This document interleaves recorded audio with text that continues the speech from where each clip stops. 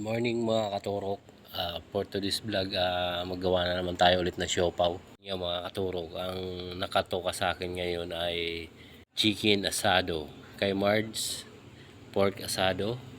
Wala naman yung nasa likod namin, ano yan, nagtitimbang ng palaman. So yan, ganyan lang mga katurok maggawa ng siopaw. Yung mga basic na paggawa ng siopaw.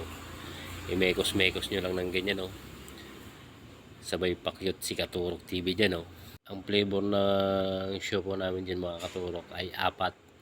Isang pork asado, yan yung best seller namin. Tapos sumunod chicken asado, sumunod bola-bola, tapos pang-apat corn beef. So yan, napakasarap niyan mga katurok. Sa mga gustong bumili, marami kami mga branch sa lahat ng mall dito sa Metro Manila. Hanapin nyo lang yung Casa. Wala ako, si Katurok TV.